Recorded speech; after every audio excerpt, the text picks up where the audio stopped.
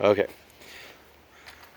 Watching Chris Hines' video of his Wicked Style Shadow.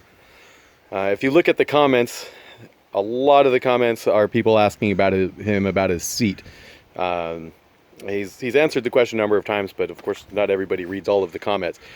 So I thought I'd post this video in sort of response to that. As he explains, he modified that seat. It's a totally custom seat. He used a 2007 Shadow seat, as well as a stock 83 Shadow seat pan, and basically just used them both to modify them together. Now, I don't think mine turned out nearly as good as his did. If you want to attempt this, just know that it's some work. It's not something that you can just go buy. It's not going to throw together easily. I had no idea what I was doing, however. So keep that in mind. I still made it happen. You can see mine ended up not having the strap that goes over the top because I kind of screwed up and I cut off the wrong part of the pan underneath. So I'm just going to show you exactly what the pan looks like. Again, mine is probably not as pretty underneath as his was. He probably has more experience doing fiberglass work and that sort of thing. And I did not really smooth it out all that much. But what you'll see here is this whole center section is the stock 83 seat pan. It's just the bare plastic. I cut the whole back end of it off that went up for the backrest of the original seat. I cut that off, and then I took the 2007 seat pan. I cut out the middle. I cut off the front edge, and it basically left me with two loose sides. If I were to do it again, I'm not sure if I would do it like that. That ended up being kind of a problem. But again, it was all guesswork. It was just, you've got to be willing to kind of just figure things out. I just used fiberglass, as he said, once I got them kind of fitted so that I thought they looked pretty much close. I filed until they fit pretty well together. Just went and got some fiberglass. Again, it looks terrible, and it probably looks even worse in the video than it does in real life, but still, you can see, like, I didn't sand it smooth there or anything like that. I may do that in the future. I haven't yet. But in any case, you can kind of see where the cuts for the stock 83 pan went. I left the original mounting points on the 83 pan, just so it would sit in there better. And then I took the original foam and shaped it the way that I ended up doing the sides on this. I ended up having to cut the foam right up the middle. You can actually kind of see a line there on mine where that seam was, because I had to fill it in with other foam. I just got some Rebond foam and filled it in as best as I could.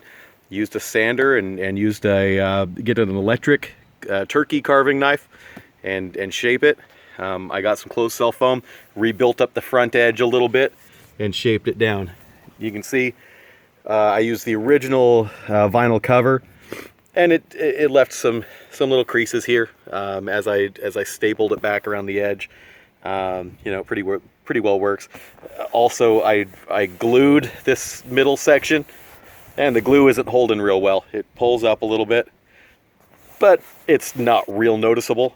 I'm pointing it out here, but if I hadn't done that, you may not have even known that was happening. But overall, I think it turned out pretty well. There's wrinkles ended up there too, but I just lined it all back up and kind of did my best. And I really kind of like the look. If I were to do it again, it would probably look even better, because now I know a little bit more about what I'm doing. But it took a lot of research. So for those of you asking, you've just got to be able to have the guts to start cutting stuff apart. Buying a 2000 seat, and it probably took me at least 2 months after I bought the seat to even build up the courage to pull the vinyl and foam off of the pan. Yeah, in the end, I'm pretty happy with it. So the next step is to modify this fender. So You have the original taillight divot for that massive brick of a taillight.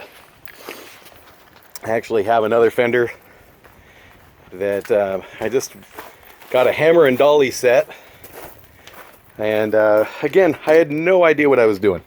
I mean, this isn't any experience that I have. I've never been taught to do this or anything, but just kind of watching some videos, I grabbed that hammer and dolly set.